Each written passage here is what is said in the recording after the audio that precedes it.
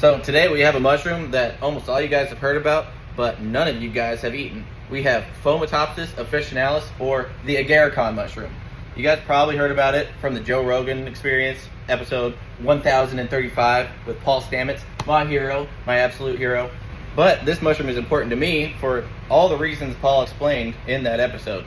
Basically, this mushroom has the potential to not only help humans, but help bees. Right now, bees are absolutely getting decimated and devastated by the varroa mite.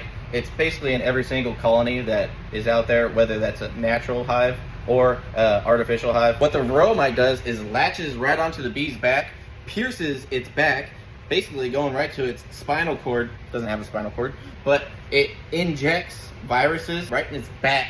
80% of that pollination is done by natural hives that are just out there doing their own thing. Nobody's going to them, helping them out, putting chemicals in their hive to get rid of these varroa mites. So somebody has to do something to give these bees something that's going to help them. Well, Paul Stamets explains how basically all of the polypore mushrooms probably have these compounds in them that help out the bees. They also help out humans. That's the reason why I grow all these polypore mushrooms: turkey tail, reishi, and now we have the Agarikon mushroom. The reason you and I will probably never get to have this mushroom is because this mushroom is an endangered species. It's native to the old-growth forests of the Pacific Northwest, and unfortunately, due to habitat loss and destruction, this mushroom in the wild is exceedingly hard to come by. If you do see a specimen out in the wild, leave it alone. Don't touch it. But please take a photo of it and send it to me or your local mycology resource, so that way we can figure out what to do with it, because it is a specimen that needs to be cataloged and potentially researched by itself, because each and every specimen is potentially containing different resources that we need. Thankfully for us, it's very easy to culture in a lab as mycelium, but the fruit bodies, especially in the wild, are exceedingly rare to come by. So if you do find a specimen, please do not mess with it.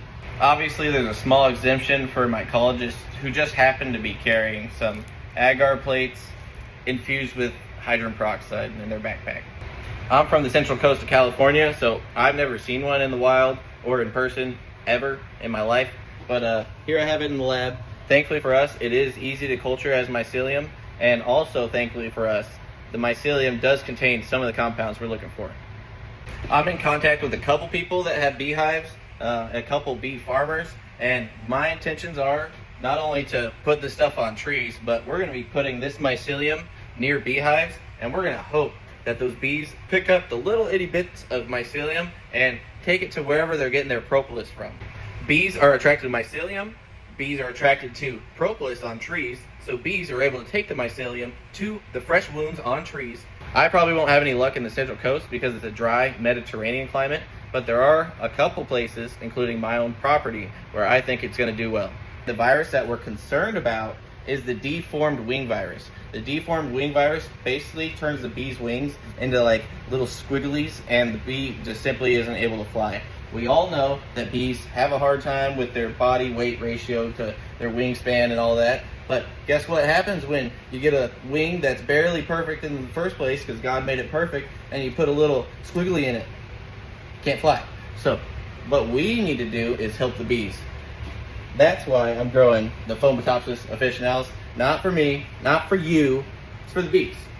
Also, if you happen to be another mycologist that happens to have Fomitopsis officinalis, Agarikon, or honestly, I'm looking for Amadou, if you're willing to share any of your cultures, please contact me. I'm totally willing to share whatever, pay you whatever.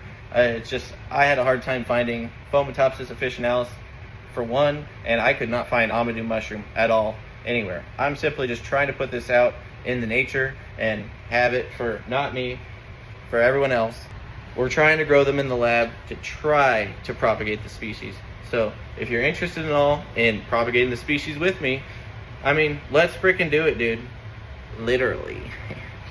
But not dudes, not dudes. But let's propagate this species, dudes. Well, if you're still here, thanks for putting up with the jump cuts and the poor audio quality. Subscribe, every single one really helps out. Thanks again, and have a good day.